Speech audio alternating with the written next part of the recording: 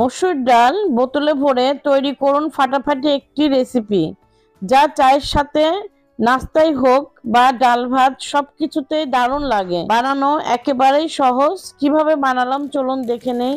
আসসালামু আলাইকুম, আপনারা দেখছেন আইরিন হোম কিচেন। আজকে আমার রেসিপি ডালের কুড়মুড়া। এখানে আমি মেজারমেন্ট কাপের হাফ কাপ মসুর ডাল নিয়ে নিয়েছি আর ভালো মতো কষলিয়ে ধুয়ে নিচ্ছি। আর এই মসুর ডাল চিকন মোটা যেটাই হোক সেটা দিয়ে কিন্তু খুব সুন্দরভাবে হয়ে যায়। আধা পোয়ার মতোই কিন্তু নিয়েছি, এর বেশি কম বেশি করতে পারেন, কোনো সমস্যা নেই। আর এখানে আমি কষলে কষলে ভালো মতো ধুয়ে নেব, এটা যেন সাদা পানি বের হয় সেদিকে লক্ষ্য রাখতে হবে। দেখুন আমি ভালো মতো ধুয়ে সাদা পানিটা বের করে নিয়েছি। এখন আমি নিয়ে নিলাম একটি ব্লেন্ডার জার আর নিয়ে নিচ্ছি 4টা কাঁচামরিচ আর 1 ইঞ্চির মতো আদা আর একটা আলু ছোট ছোট করে কেটে নিয়েছি।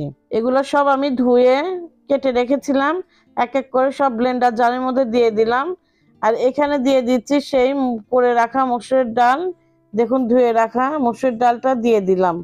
এগুলা সবগুলা একসাথে দিয়ে আমি বড় জার নিয়েছি, একসাথে দিয়ে একদম মিহি একটা পেস্ট তৈরি করে নিব।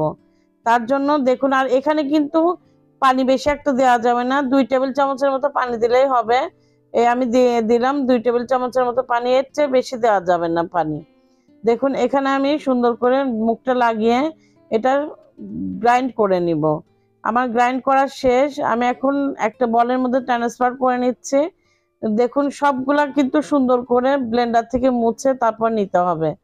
আর খাবার কখনো নষ্ট করা যায় না, সেদিকে লক্ষ্য রাখতে হবে। আর এখানে আমি অ্যাড করে দিচ্ছি মশলা, তার জন্য দিয়ে দিলাম হাফ চা চামচ চাট মশলা এবং ধনিয়ার গুঁড়া হাফ চা চামচ, জিরার গুঁড়া হাফ চা চামচ, স্বাদ মতো মরিচের গুঁড়া, কম বেশি খেতে পারেন।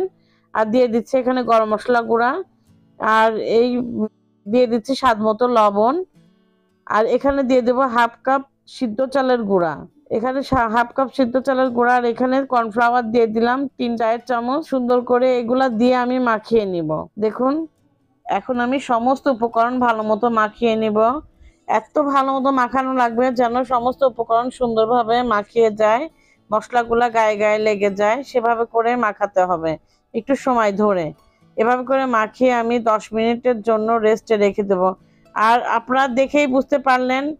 আর আমি এখানে কিন্তু আর একটু আমি হলুদ দিয়ে দিব, কারণ কালারটা একটু কমই হয়েছে, এই কারণে আমি একটু হলুদ অ্যাড করে দিব। আর এই রেসিপিটা কিন্তু একদম আসলে খুবই দুর্দান্ত খেতে। অবশ্যই একবার হলেও ট্রাই করবেন বাসায়, তাহলে বুঝতে পারবেন হ্যাঁ এটা কতটা টেস্টি। আর দেখুন এর থিকনেসটা দেখে বুঝতে পাচ্ছেন, থকথকা ভাব হবে, খুব লিকুইড হওয়া যাবে না, দেখে বুঝতে পারলেন। এখন আমি 5 থেকে 6 মিনিটের জন্য রেস্টে রেখে দিলাম। আমি ফিরে আসলাম 5 থেকে 6 মিনিট পর। দেখুন এটা ভালো মতো সেট হয়ে গেছে। এখন আমি আবারও এটা একটু নাড়াচাড়া দিব। আর এখানে আমি অ্যাড করে দিব বেকিং পাউডার। অবশ্যই বেকিং পাউডারটা দিতে হবে, চায়ের চামচের 1 চামচ, বেকিং সোডা না। আর এখানে নিয়ে নিচ্ছি আমি একটা দুধের প্যাকেট, এটা সুন্দরভাবে ভরার জন্য আপনাদের দেখিয়ে দেবো এই টিপসটা, কেননা এর বোতলে ভরতে কিন্তু অনেকটাই সময় লেগে যাবে। এই কারণে আমি এভাবে করে দুধের প্যাকেটে ভরে নিচ্ছি। আপনারা চাইলে যে কোনো পলিথিনে ভরে নিতে পারেন।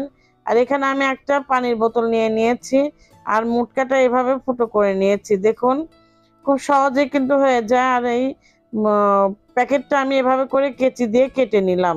আর এভাবে করে বোতলের মধ্যে দিয়ে আমি এটা একটু চাপ দিলে কিন্তু দেখুন সুন্দরভাবে সমস্ত উপকরণ বোতলের মধ্যে খুব দ্রুতই ভরা হয়ে যাবে। আর আমরা যদি চামচ দিয়ে ভরতে যাই তো অনেক সময় লেগে যেতে পারে। দেখুন আমার সমস্ত উপকরণ ভরা শেষ। আপনারা চাইলে ছোট বোতল নিতে পারেন, আমার কাছে ছিল না, এই কারণে আমি বড় বোতলই নিয়ে নিয়েছি। এখন আমি চলে যাব সরাসরি চুলার কাছে। দেখুন আমি তেলটা কেমন ভাবে নিয়ে নিয়েছি, পরিমাণটা দেখে বুঝতে পাচ্ছেন। আর এই তেলটা কিন্তু আমি বেশ গরম করে নিয়েছি, গরম করে নেওয়ার পর চুলার আঁচটা একটু কমিয়ে দিয়েছি। আর দেখুন এই বোতলে প্রেস করলে কিন্তু সুন্দরভাবে বের হয়ে যাচ্ছে। এভাবে করে আপনারা অল্প অল্প করে দিয়ে এটা এক সাইড প্রথমে নাড়া যাবে না কিন্তু। আর দেখুন দিতে কিন্তু খুব মজাই লাগে। এভাবে করে আমি ফাঁকা ফাঁকা জায়গাগুলোতেও দিয়ে দিচ্ছি, দেখে বুঝতে পারছেন কত সুন্দর যে দেখা যাচ্ছে। আর বানাতে কিন্তু অনেক মজা। আর খেতে তো বলে বলে বোঝাতে পারবো না এর কতটা কতটা যে স্বাদ। দেখুন, আপনাদের যদি এই পর্যন্ত কোনো কিছু ভালো লেগে থাকে তো অবশ্যই একটি লাইক সাবস্ক্রাইব করে আমার পাশেই থাকবেন এবং বন্ধুদের মাঝে শেয়ার করবেন। আর কথার ফাঁকে ফাঁকে দেখুন আমার এক ব্যাচ ভাজা শেষ। প্রথম অবস্থায় কিন্তু নাড়া যাবে না, একটু এক সাইড হয়ে আসলে তারপরে নাড়বেন। আর দেখুন আমার কত সুন্দর কালার হয়েছে, এই কালার হলেই কিন্তু উঠিয়ে ফেলবেন, এর চেয়ে পুরানো যাবে না, আবার এর চেয়ে কাঁচাও রাখা যাবে না। এখন আমি বাকি ব্যাচ গুলা ভেজে নিচ্ছি এভাবে করে। এখন চলে যাচ্ছে রেজাল্টের কাছে। রেজাল্টটা দেখুন অনেক সুন্দর হয়েছে, কতটা ক্রিস্পি এবং কতটা সুন্দর যে বলে বোঝাতে পারবো না। আর এটা কিন্তু চিপসের হার মানিয়ে দিবে, এত সুন্দর আর ক্রিস্পি, খেতে অসম্ভব মজা। বাচ্চাদের জন্য অবশ্যই একবার বাসায় ট্রাই করবেন। কেমন লাগলো কমেন্ট করে জানাবেন, সাবস্ক্রাইব করে পাশে থাকবেন, ভালো লাগলে একটি লাইক করে দিবেন। আজকে এই পর্যন্তই, আল্লাহ হাফেজ।